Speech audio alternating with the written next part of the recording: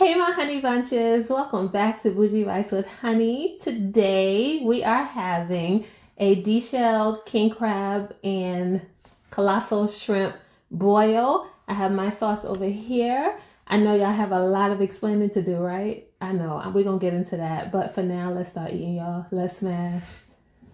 I have so much to talk about. And I'm smiling, but I'm not really smiling. We'll give y'all the first bite. These shrimp are huge. Ooh. How have you guys been? It's been so long. I'm a whole nervous on here. Like I don't know y'all. Oh man, I didn't bring a plate.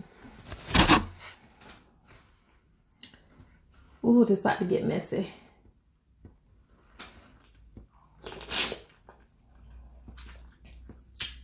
Mmm. Mmm.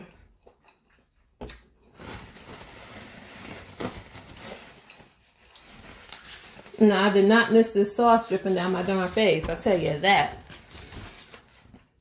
But yeah, y'all. It's been a long time. But let's just start talking. It is what it is, right? So, the first few weeks, I was out because I was sick. Totally unrelated to the latest reason I was out, but I want to address that in a separate video because it's kind of like an awareness type thing for mukbangers. So I don't want to mix the conversation, if that makes sense. Y'all see that? Ooh.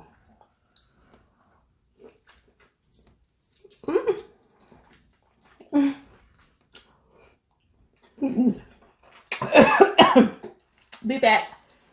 I have legit been coughing for 10 minutes. I don't even know how we're going to finish this, but we're going to try. Y'all, please don't be mad at me. I guess I hadn't sucked it a while. It went down the wrong way.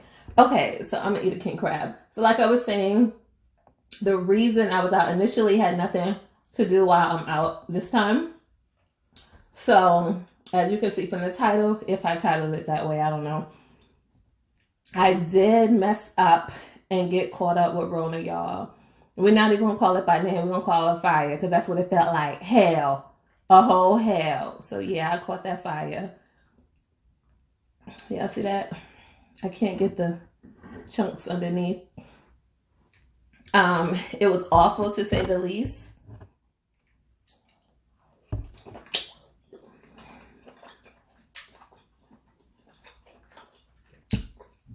Okay, stick in my finger.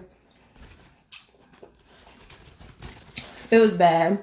I'm gonna try to keep it short, but I was very careful. I only went out to the grocery store, to the Asian market. That's it. Didn't have any company in my home. Nothing. So the odds were slim to none, but just my luck. So I don't have like a notepad or anything. I'm just speaking freely, having an organic conversation with you guys. But I do know on March 31st, I started feeling a tickle in my throat. Normally, I wouldn't think nothing of it, but when I tell y'all I have never had a cough in my life, you know how people, they always have that wet sounding cough or just a dry cough? I never cough. I don't care how sick I get, I do not cough. So for me to feel tickling and coughing, I was like, you got to be kidding me. So I didn't say anything to anyone. I just kind of kept it to myself. I was already in self-quarantine because y'all know I'm in grad school, so I pretty much been getting my meals at the door and working around the clock. That's just how my life has been. So, so I kept to myself. The day goes by, I'm still coughing. Gently, nothing like a hack or a wetness, just a dry tickle cough. No, this is fire. I'm not gonna front and say it's been so long because I ate it yesterday. The next day, same thing, and then it stopped. It was about another 4 days before I ran a fever. Maybe 3. Again, I don't have a timeline. It just all feels like a bad dream right now. I started running a fever, and Crazy thing is, and not to get TMI, but I started cramping on the same day. So I take that back. Started cramping. What do you do when you take cramps? You take something to alleviate the pain, which is also gonna help with your fever, right? So I did that, not even thinking about the cough anymore, because again, that was a couple of days before. But the cramps were so bad, all I had in the house was freaking Tylenol, y'all. Tylenol does nothing except reduce the fever. So finally, it hit me that I also wasn't feeling well. I'm like, wait a minute, I'm not just cramping, but my body feels off. So I said, I'm going to stop taking the Tylenol and see if the Tylenol is masking a bigger issue. 8 hours later, check my temperature. My fever is at 100 even. And I remember taking a picture of it and I texted it to Tia, Tasting with Tia and Jay, let's eat. Because we talk literally every day, all day. So I was like, y'all, I don't know if I'm tripping, like I'm nervous, I'm scared, but look at this. I sent them the picture. Tia was like, honey, it's just your anxiety. Calm down. You're fine. Jay is the whole, I'm ready to pray by your head. She'll worry you to death, kind of friend. So it was like mixed reviews. I was like, well, I'm not telling my family nothing because, I don't want to worry them unless we have to be worried.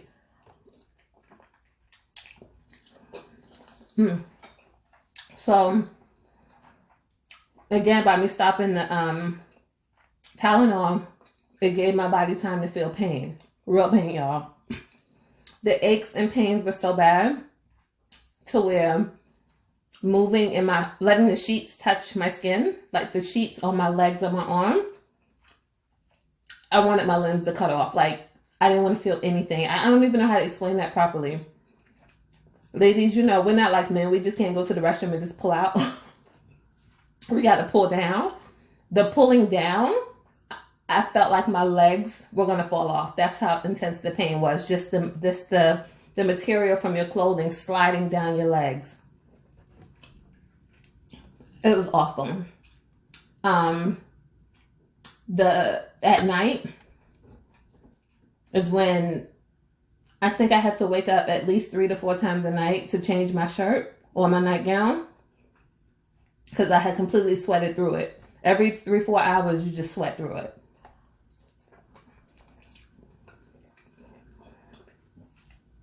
I would try to go in the shower because a lot of times, like say you have like a regular flu or strep, if you go in the shower, the water kind of like eases up the aches and pain that you're feeling. Y'all, that shower tore me up. When I tell you I was taking the fastest, no soap, no nothing, just rinsing and getting the heck out. It hurt so bad. It's a pain you never felt before. And my doctor, I felt bad, kind of. But, it's like you're taking it out on the healthcare professionals when they're just doing what's advised to them. I'm begging, like, please give me something for the pain. Mind you, at this point, I still haven't told my parents, my siblings, none of that. I'm like, please just give me something for the pain. I can't take it anymore. And she's like, there's nothing you can do except take the Tylenol. And if you feel like you just cannot breathe, at that point, I hadn't moved enough to know I couldn't breathe. So if you just could not breathe, then that's a whole different story. You call us back, you go to the hospital, blah, blah, blah. So, where was I going with that? Oh, so yeah, finally I got so upset. I was like, listen, if I wake up dead, it's on you. Like, I was just so terrified. And then when I got to that point, I was like, you know what? I really could wake up dead. So, and then I called my sister first. She moved to Atlanta. So I was like, okay, I finally have family here outside of my household. It's not looking good. And of course, she called my mom and all that. But I can't even get my words out, y'all. Because it's like, I'm laughing, but I'm not laughing. It's like, it still feels like a dream. I don't know how else to describe it. I haven't seen a lot of other people's stories because I've been down on my own. And my time is dedicated to my work and my school. I didn't have time to, look online and see the things that everyone else were experiencing. It's just all a blur. I kind of wish I did write this stuff down now. But do I have another king crab? I do. I got these from Alaska while I was sick. Before I got sick, I had them shipped here. And they've been in my freezer ever since. So that fresh taste that everybody claims they get when they order, I don't taste it. It tastes like Costco to me. But it could be because it's sad.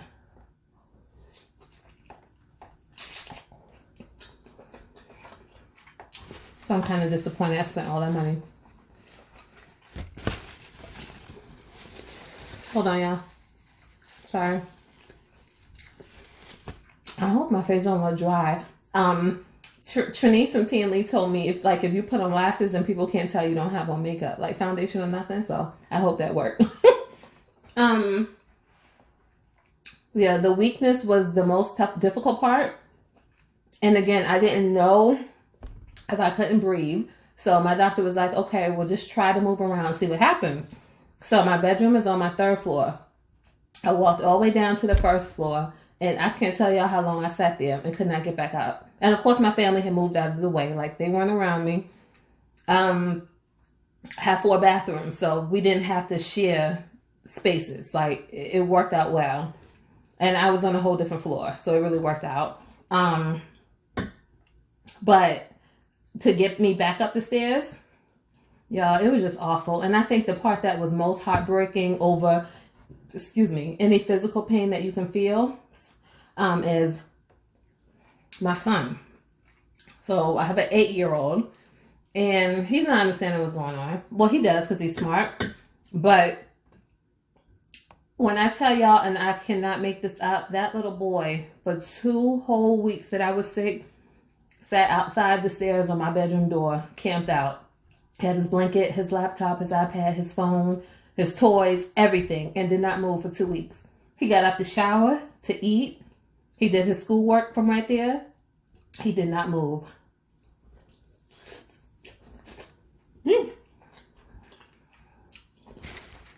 I think that was the hardest part. Because he had to have been terrified, And I asked him once I got better.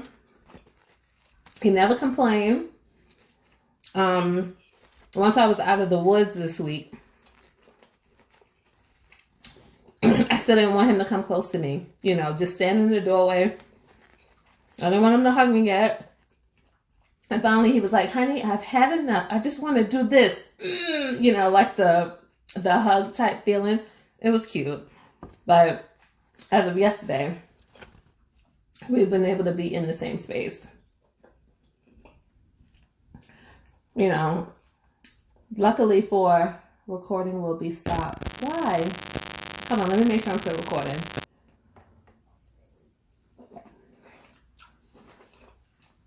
It's just been the longest journey, y'all. So I got sick because my immune system was already compromised prior. Let me see, I got sick 2 weeks before I got sick with the virus. So my immune system was already compromised. Again, it is kind of mukbang related, but not mukbang related, but it's related to something that I'm seeing throughout the mukbang community. So I do want to have that conversation on my next video. So I should have never went out. I should have never went to the grocery store. And when I tell y'all, I wish I had brought it down here. I had on the N95 mask, sorry. I had got them years ago. My company gave hundreds and hundreds of boxes away one day. I just walked into work and they were there for free. I used the double glove method. One piece of potato. What else? I was just extra careful. I got my groceries and I got the heck home. I don't even know what else I could have done differently. My mother was like, well, you probably walked into a sneeze, a cough, or something. But they weren't trying to give up any medicine, at least not in Georgia.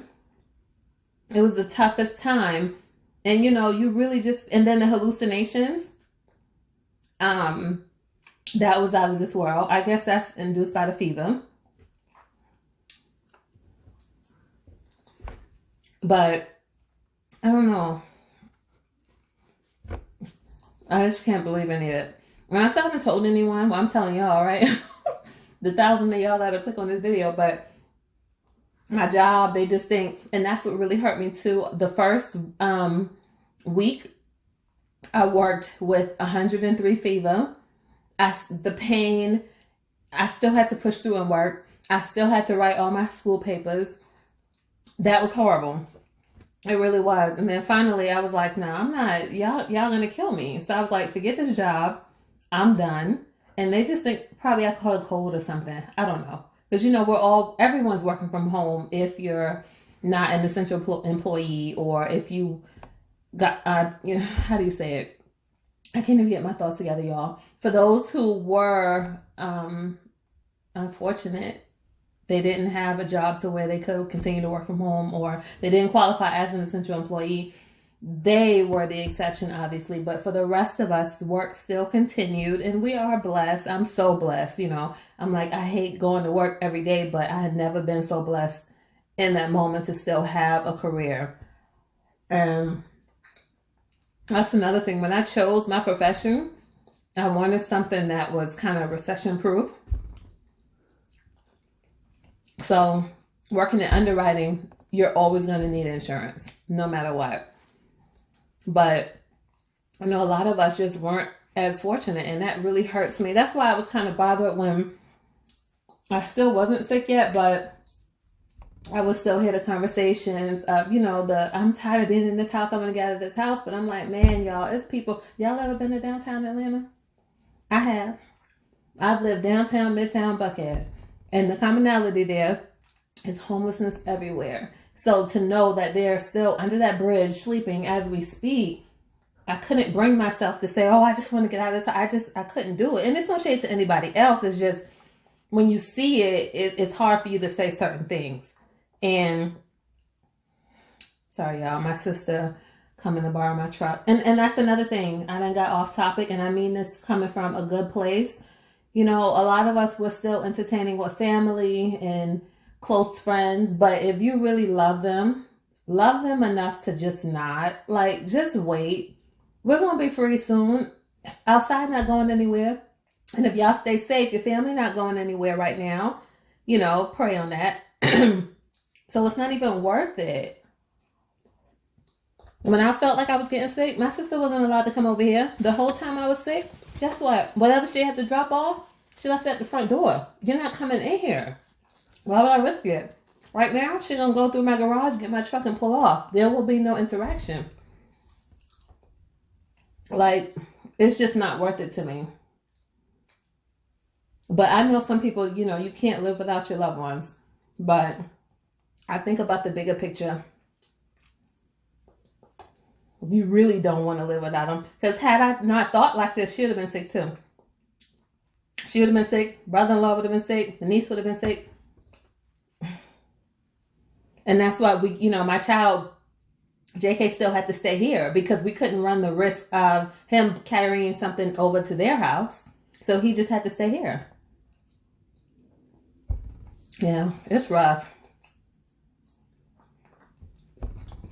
I'm playing over this food, y'all. My appetite not back yet. It's not going to go to waste, though. That's for sure. I can't share it. I'm not trusting spreading germs and all of that. So I'll just have to read it later. But I just wanted to come touch bases with you guys. I hope y'all are well. I don't even know if I'm going to leave my comments on in this video, because I know I can't even get to them right now, probably. We'll see. But I appreciate you guys for watching. I appreciate all of you guys who were checking on me.